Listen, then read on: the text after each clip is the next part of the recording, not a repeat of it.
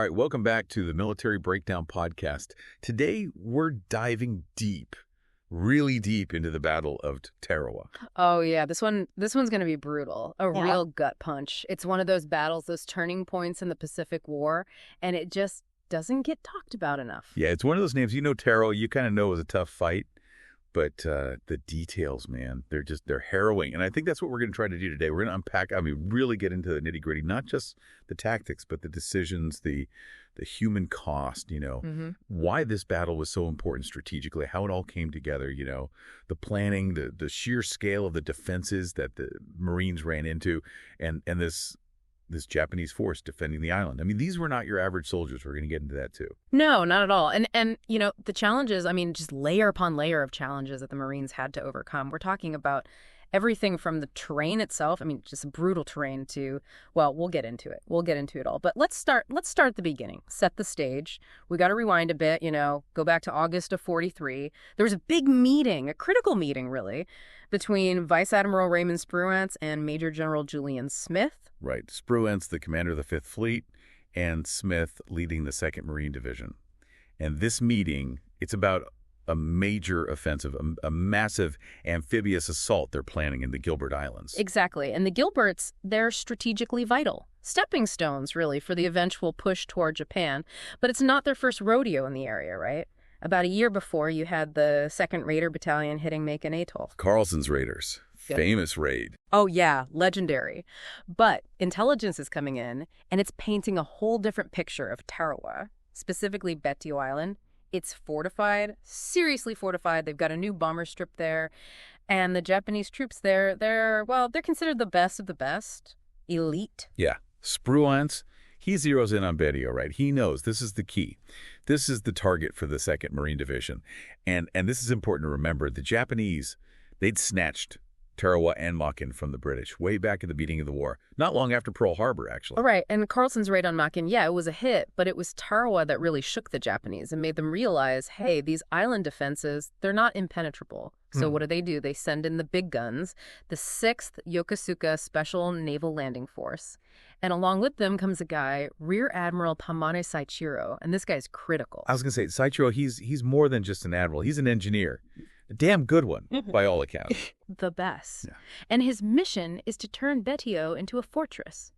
A nightmare for any attacker. Their strategy wasn't necessarily to stop a landing outright. No, it was to make it so costly, so bloody, that the American advance would grind to a halt right there on the beach. It was all part of their whaling attack plan. This is attrition by defense kind of thinking. Exactly. They'd slow the Americans down, bleed them dry, and buy time to reinforce their main defenses further west. Tarawa was meant to be a meat grinder. So you start to see Tarawa, it's not just about taking an island. It's about a whole new way of fighting the Japanese. It's a test, the first real test of American amphibious doctrine against a truly dug-in, determined enemy. And even back then, the reports, like the stuff you see in Time magazine after the battle, everyone was just shocked by how brutal it was. Absolutely. Now let's talk planning. Right. And here's where this Lieutenant Colonel David M. Shoup comes in. He gets hold of the charts of Betio, and man, he sees the problem right away. That reef. That damn barrier reef. He knows it's going to be a major headache. And he's not wrong. Not at all. So he actually tries to get these shallow draft plastic boats. He figures those might be able to get over the reef, no problem. But the Navy, they essentially tell him, tough luck, kid. You're getting the standard wooden landing craft.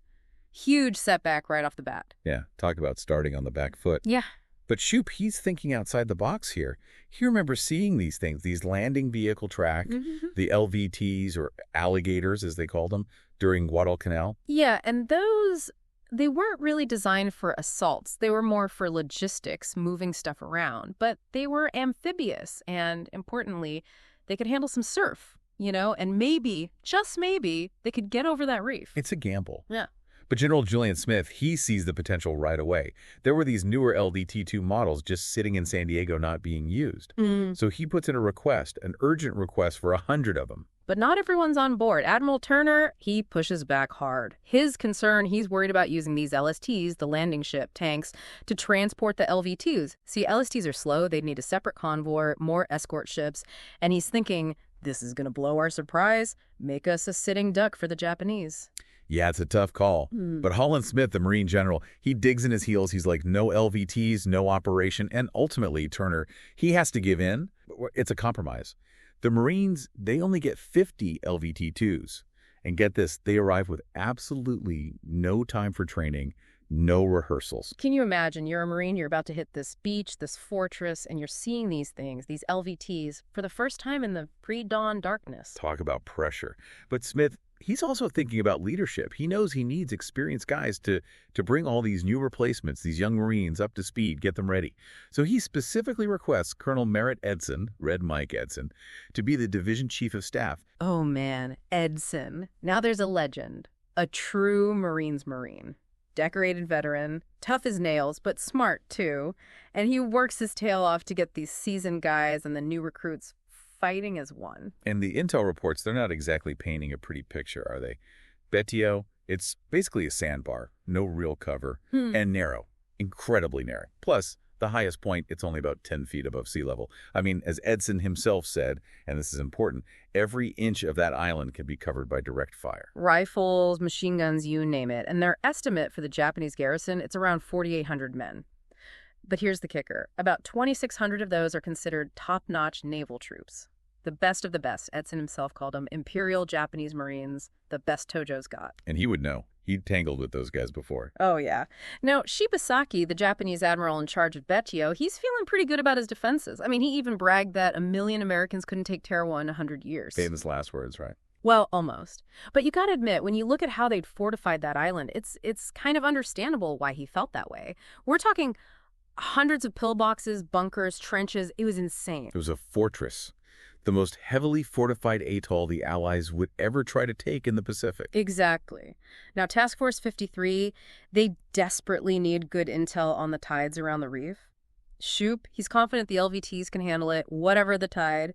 But the Higgins boats, the ones carrying most of the troops, the tanks, the artillery, they need at least 4 feet of water to get over that reef.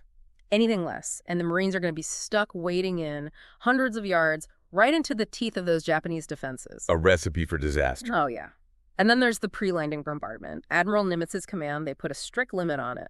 3 hours, that's it. They're worried about surprise, and they want to keep the fleet ready in case the Japanese Navy shows up for a fight. So no softening up the defenses for days on end like they'd done in Europe. Nope. No time. And that also means no taking nearby islands like Beriki first, no feints or diversions. It's going to be a straight shot at Betio, no messing around. So the Marines are going in with one hand tied behind their backs, essentially. Pretty much, and then it gets worse. Holland Smith, he decides to hold back the entire 6th Marine Regiment as a reserve. Now, Julian Smith, the 2nd Division commander, he's not happy about this. This basically takes away his flexibility, his options. He's now stuck with a straight-up frontal assault, and his troop advantage, it's way lower than it should be for an attack like this. He's outnumbered. Not outnumbered, but the ratio's bad. He's got about 2 Marines for every 1 Japanese defender, which is, well, it's less than ideal, to say the least. Smith is so worried about this whole thing that he actually makes Holland Smith put in writing that he's not responsible if it all goes south. Wow.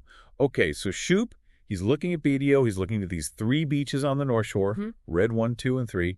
And then there's this green beach on the west side as a backup. Now, Julian Smith's original plan was to land 2 regiments side by side with 1 in reserve. But no 6 Marines. That changes everything. So Shoop, he has to improvise. He picks the 2nd Marines, beefed up with a landing team from the 8th Marines as the main assault force. The rest of the 8th, they're the division reserve now. And he's got this plan to take the main pier before the main landings, sneak a team in there, take it out. Sounds risky. Oh, it is. And the landing teams, they're all assigned to their beaches. LT-22 gets Red 2, LT-28 gets Red 3, and LT-12, they're the regimental reserve. Now, Smith, he's also trying to keep the Japanese guessing, so he sets up this elaborate fake-out, a huge amphibious exercise at Hawke's Bay, even arranges for the guys to go back to Wellington for some R&R after. I mean, they even have a dance planned. The whole 2nd Marine Division is there. Everyone thinks it's just a training exercise, but then, boom, the ships turn north. They're heading for Tarawa. So they basically pull a fast one on the Japanese. Yeah, even Tokyo Rose, she's caught off guard. This is a big deal. The Japanese, they're usually pretty good at sniffing out this kind of stuff, but not this time. And then, just before the operation, there's a big shakeup. The colonel in charge of Combat Team 2, William Marshall, he gets sick. Boom, out of the picture. So Smith, he promotes David Shoup to colonel and gives him the command. So now the guy who planned the whole thing is leading it. Talk about pressure. So they're sailing towards Tarawa, and Admiral Hill, he finally briefs the troops on where they're actually going. Most of them thought they were heading for Wake Island. Big surprise. Yeah. And then, the day before the landing, Julian Smith sends a message to all his men, all his officers. He tells them, look, unlike Guadalcanal, the Navy's going to be right there with you, providing fire support the whole way. Trying to reassure them, give them some confidence. But, words can only do so much. Nothing can really prepare you for what they're about to face. All right, so let's shift gears a bit. Let's talk about these Japanese defenders, these special naval landing forces. These guys are not your average infantrymen. They are tough, they're well-trained, and they are ready to die for that island. Oh, yeah. Fanatically loyal to the emperor. Most of them are from the 6th Yokosuka Special Naval Landing Force, but they've also got guys from the 7th Sasebo, which is interesting because that unit had a lot of experienced NCOs and officers from their gunnery school. These guys knew how to handle their weapons, and then you got the 111th Pioneers, the 4th Construction Unit, all thrown in the mix, almost 4,900 men total on D-Day. And these weren't just warm bodies. Yeah. Shibazaki, he turned every single weapon he had, from small machine guns to, get this, 8-inch naval rifles, into this integrated defensive system. It was interconnected, mutually supporting, a nightmare to attack. 500 pillboxes, blockhouses, strong points all over the island. And one of their key weapons, especially on those northern beaches where the Marines are landing, it's the Type 93 13mm heavy machine gun. These things were nasty, usually positioned in these reinforced concrete emplacements along the seawall, perfect for flanking fire along the beaches. Yeah, they had barbed wire, underwater obstacles, all kinds of nasty surprises waiting for the Marines. And those machine gun nests, they even had these sealed embrasures, so the gunners were pretty well protected. They could keep firing even under heavy bombardment. So Shibasaki's plan, it was all about stopping the Marines right at the water's edge. No retreat, no surrender. And his troops, they fought like it. Out of almost 4,700 Japanese defenders, over 4,600 were killed in action. Only 17 wounded surrendered, and most of the prisoners were actually Korean laborers. That tells you something about how determined these guys were. Fanatical doesn't even begin to describe it. It was fight to the death, literally, and they almost pulled it off. Okay, so we're at D-Day, November 20th, 1943. Just after midnight, Task Force 53, it arrives off Tara Atoll.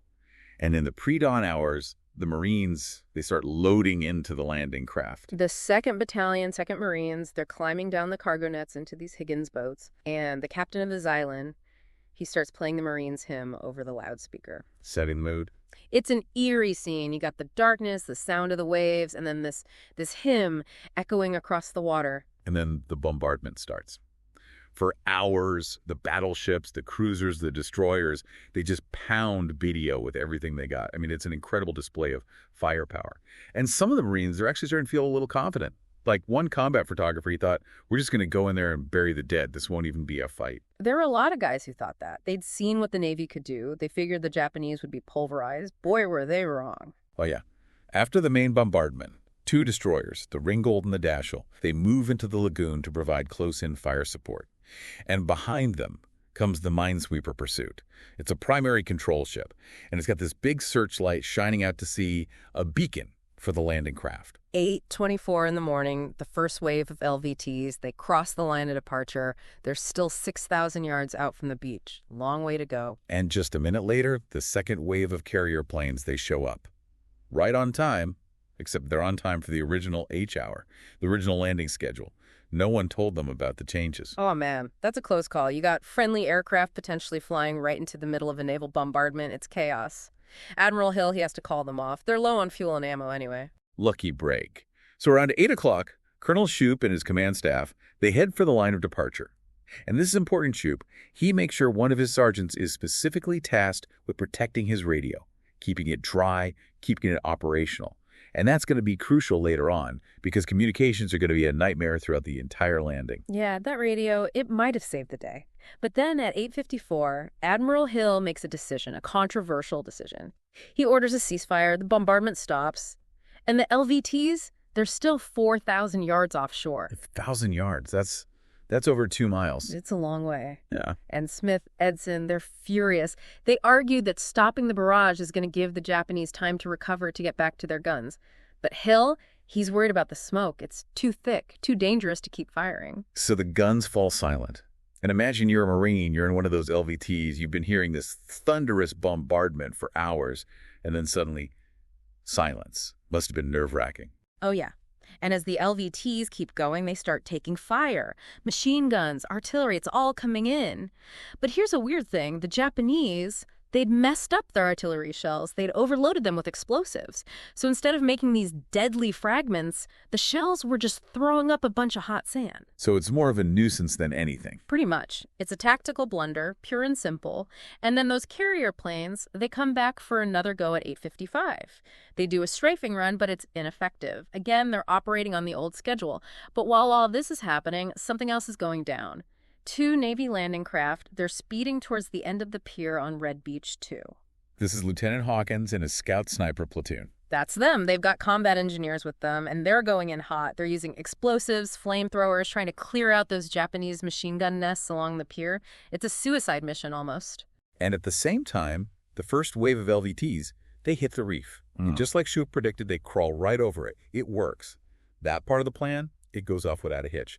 But here's the thing. Despite all that bombardment, those Japanese defenses, they're still intact. They're ready to fight. Shibasaki's strategy, it's working. The Marines are going to have to pay for every inch of that beach.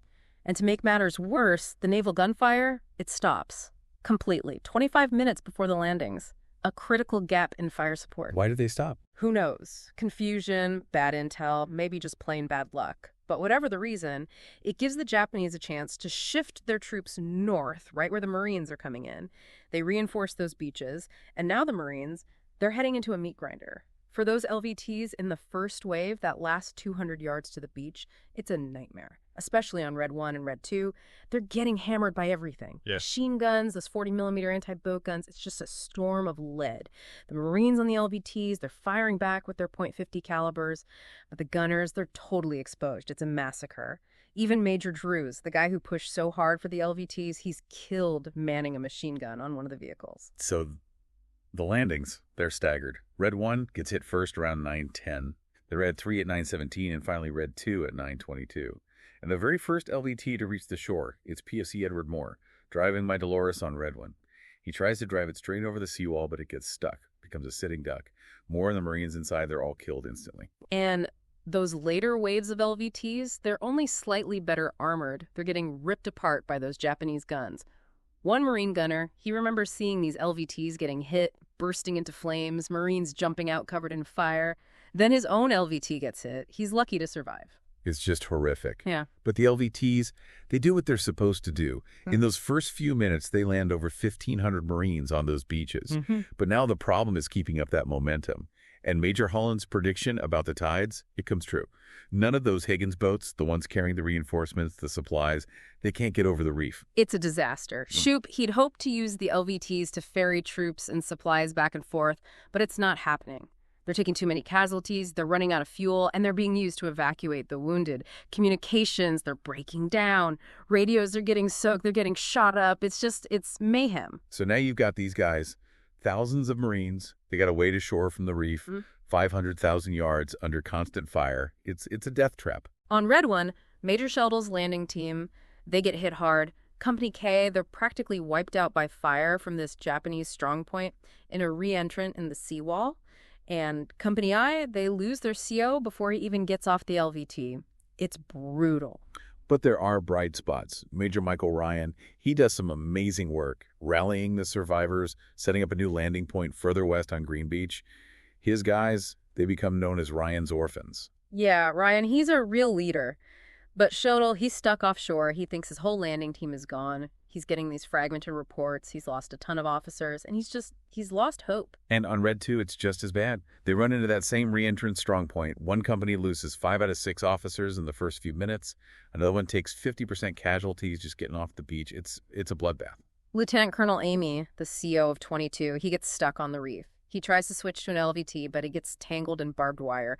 He tells his men to get in the water, keep moving. He's trying to rally them, but he gets hit, killed instantly. And now command falls to this guy, Lieutenant Colonel Jordan. He was an observer from another division, just happened to be in the wrong place at the wrong time. Suddenly, he's in charge of this shattered battalion. Talk about being thrown in the deep end. Now, The only unit that gets ashore relatively unscathed is Major Crow's landing team on Red 3. They only take about 25 casualties in the first few waves. Some say it's because of the destroyers, the Ringgold, and the Dashiell, but their logs show they stopped firing around 8:55. Same as everyone else. So why did they do so well? Maybe the earlier bombardment suppressed the Japanese in that sector. Maybe it was just luck. But whatever the reason, Crow, he gets his guys ashore. And he's a real leader. He's right there with them, wading through the water, directing traffic, encouraging his men. He's a rock. So by 9:45, it's chaos. You've got Crow on the left, some scattered units in the center, Ryan's orphans on Green Beach, shuttles stuck offshore, Shoop trying to get to the beach, and guys still wading in under fire. It's a mess. And communications, they're a nightmare. Shoop, Crow, and Shuttle, they've got working radios. That's it. The flagship has no idea what's going on. They're getting these reports, 70% casualties, can't hold the beachhead. It's panic time. So Shoop, he calls in his reserve, Lieutenant Colonel Kyle's landing team. He tells them to land on Red 2 and push west. But they're still at the line of departure. Shoop scrapes together a few LVTs, enough for 2 companies. The rest of the battalion, they got to wade in, and it's a disaster. LVTs getting blown up, guys landing in the wrong place. It's just a mess. And Kyle, he gets ashore later that day, but a lot of his guys don't make it till the next morning. Now, on the flagship, they're slowly getting communications back online. General Smith, he's piecing together what's happening. He orders Colonel Hall to attach another landing team, Rood's LT-38, to Shoop's command. And he's getting ready to commit his last reserve, the 18. So he's throwing everything he's got at it. He has to. The situation is that bad. And the radio chatter between Shoop and Shuttle, it's just heartbreaking. Shuttle's talking about heavy fire, guys getting cut down in the water. He says the issue, meaning the whole operation, it's in doubt. It sounds like he's on the verge of collapse. He's close. And Shoop, he's trying to get to the beach himself. His LCVP gets stopped by the reef, so he jumps into an LVT. He's got Carlson and Rixey with him. They try 3 times to get to the beach, and each time they're driven back by fire. On the 3rd try, their LVT gets hit, they're stranded. Shoop's wounded, but he leads his group to the pier. And from there, he starts trying to get things organized. And this whole time, the Marines are pinned down on the beach. They're taking heavy casualties, and Shoop's hoping the tanks will make a difference. But the tanks, they were a disaster. The Marines weren't trained to use them properly in an assault like this, and they were just getting picked off one by one. Yeah, they were sending those tanks in unsupported, waving them forward into these killing zones. Shoop even sends a message back to the flagship. Stiff resistance. Need half-tracks. Our tanks no good. But the half-tracks, they don't fare much better. One sinks, another one gets stuck. It's a mess. So what are they supposed to do? I mean, they're pinned down, they're taking heavy losses, the tanks are useless, and the Japanese are just pouring fire on them. Well, there were acts of incredible heroism, individual Marines doing extraordinary things. You got Staff Sergeant Bordelon. He takes out multiple Japanese positions by himself after his LVT is destroyed. He's killed, but he gets the Medal of Honor. Sergeant Johnson, he attacks a Japanese tank with grenades. A wounded captain apologizes to Major Crow for letting him down. A wounded sergeant asked Ryan where he's needed most. Marines are dragging anti-tank guns to the seawall under fire, trying to stop the Japanese tanks. It's unbelievable. Well, it sounds like something out of a movie. It was worse. One Marine later said, "It was painfully slow wading in such deep water, and we had 700 yards to walk slowly into that machine gun fire." Just imagine that. It's hard to even fathom. So Shoop, he's got to do something. He orders Major Rood's landing team, the remnants of the 38, to land on Red 3 east of the pier. But there are no LVTs left. Shoop tells Rood to get his boats as close as possible and then have the men wade in. It's a suicide mission. The Japanese guns, they're mowing down the landing craft. Some of the Navy coxswains, they refuse to go any closer. They make the Marines get off in deep water. Guys are drowning. They're getting slaughtered. One company loses 70% of its men just trying to reach the beach. Just trying to get to the beach. It was a bloodbath. Captain Hoffman's weapons company, they get hit just as hard. And Colonel Hall, back on the flagship, he's getting these garbled reports. Stay where you are, retreat out of gun range, no one knows what's going on. Rood finally reaches the pier in the afternoon, but his battalion is scattered. They're coming ashore all night into the next day. So Shoop, he sends these guys to reinforce Crow to plug the gaps in the line, and he finally gets to the beach himself around noon. He sets up a CP near a Japanese bunker. It's exposed, dangerous. Messengers are getting killed trying to reach him. He says, "We're in a tight spot. We've got to have more men. He's desperate. He sees all these wrecked vehicles offshore, and he knows it's bad. So he sends Carlson back to the flagship to report to Smith and Hill. Tells him to tell him it's bad, but they're going to hold on. Carlson, he gets back around 6 in the evening. It's a miracle he makes it. And while all this is happening, Shoup's also talking to his artillery commander, Rixey. They need to get those guns ashore. But the original plan's out the window. So they decide to try landing near the pier on Red 2, using whatever LVTs they can find. The rest of the guns, they got to be brought in on open boats. And somehow, they pull it off. By late afternoon, they've got some artillery ashore. Back on the flagship, General Smith, he's in the dark. He's getting these bits and pieces of information, and he's trying to figure out what's happening. He realizes it's bad. The Marines have a toehold, but it's precarious. They've got 5 battalions ashore, but they're scattered, they're taking heavy losses, and the Japanese are still fighting like demons. And he still doesn't have the 6th Marines. No, he doesn't. At 1:30 in the afternoon, he reports the situation as in doubt. He asks for the 6th Marines, and he starts putting together a scratch force from whatever support troops he can find. He figures he might need them for a counterattack, and he sends General Hermley to the pier to see what's what. So Hermley, he goes ashore, but communications go down again. Smith gets this garbled message. Hermley's at the pier. He's under fire. Smith tells him to take command, but the message never gets through. Hermley stays at the pier. He's sending runners to find Shoup. He's trying to deal with casualties and supplies. He's doing what he can, but it's not enough.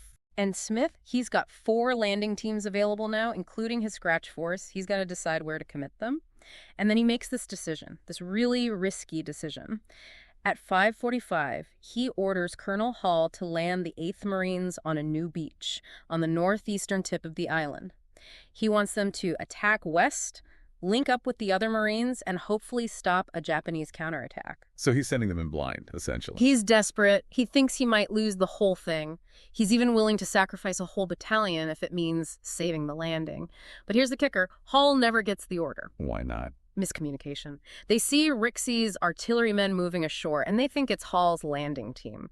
So the 8th Marines, they spend the entire night sitting in their boats offshore. Smith doesn't even know they're not ashore until the next morning. It's a disaster. Unbelievable. So it's getting dark now, and the Marines on the beach, they've got a choice. Stay put, risk getting cut off, or push inland into that meat grinder. Morale is low. One officer, he gets to the pier at dusk, and he's shocked by how many stragglers there are. Wounded, exhausted, just broken men. West of Crow's Lines, you've got Captain Bray's company, a mix of guys from different units. They're dug in, they're holding on, but it's a thin line. By the end of the day, there are about 5,000 Marines on Betio. They've lost 1,500 men, killed and wounded. They control a tiny piece of the island. Shoup, he describes the front line as a stock market graph. It's up and down, all over the place. But they're still fighting. They are. And offshore, General Smith. So what can we learn from the Japanese defense at Tarawa? Well, it shows that it's crucial to understand your enemy. Okay. You need to know their capabilities, their doctrine, and their fighting spirit. Right. And you need to be prepared for close quarters combat. Absolutely. Because that's what you're going to be facing when you're fighting an enemy like that. Now, despite all the setbacks and the heavy casualties, the Marines on Tarawa showed incredible resilience and ingenuity. Oh, yeah, they did. They didn't let the initial plan dictate their actions. And they were constantly adapting to the situation. Exactly. Like Colonel Shoup's use of the LVTs as assault vehicles. Oh, this is a brilliant move. It was. It was a real game changer. And it wasn't just Shoup. There are countless examples of individual Marines and small units adapting to the situation. So what are some examples of that? For instance, they retrieved anti-tank guns from sunken landing craft and hauled them over the seawall to engage Japanese tanks. Wow. They also started integrating Sherman tanks into infantry engineer teams, even though they initially suffered some losses. So they were learning as they went. They were, and they were also using pack howitzers for very close-range fire support, which was a really innovative tactic. So what does this tell us about the nature of warfare? Well, it shows that you have to be able to innovate and adapt to unforeseen circumstances. Okay. And you have to be able to learn quickly on the battlefield. And you can't be afraid to experiment. Exactly. Sometimes you have to throw out the playbook and just improvise. Now, we can't talk about Tarawa without acknowledging the human cost. Yeah, the casualties were horrific. Nearly 1,000 Marines and sailors killed in just 76 hours. And over 2,000 wounded. It was a truly devastating battle. It was, and led to a lot of soul-searching within the Marine Corps. So what did they learn from this? Well, they realized that they needed to improve their amphibious assault doctrine. Okay. They needed better intelligence, they needed better equipment, and they needed better training. And they also realized the importance of the LVTs. Oh, yeah. They knew that they needed more LVTs, and they needed to improve the design. So they started working on new models that were more heavily armored and had better armament. Exactly. And Admiral Nimitz was so impressed with the Japanese defenses that he ordered them to be replicated for training purposes. Yeah, he wanted his Marines to be prepared for anything. So what's the big takeaway from Tarawa? Well, it's that amphibious assaults are incredibly complex and dangerous operations. Right. And you need to be thoroughly prepared in every way possible. You need good intelligence, you need good equipment, you need good training, and you need to be able to adapt to the situation. Exactly. And you also need to be willing to pay the price. Because the cost of failure is very high. So Tarawa was a real turning point in the Pacific War. It was. It was a brutal but necessary lesson. And it helped to pave the way for the eventual Allied victory. And for you thinking about this today, it really underscores the importance of understanding history. Yeah, because the lessons learned from past battles can still be relevant today. Absolutely. And it's important to remember the sacrifices that were made by those who fought and died in those battles. Absolutely. So that brings us to a final question for you to ponder.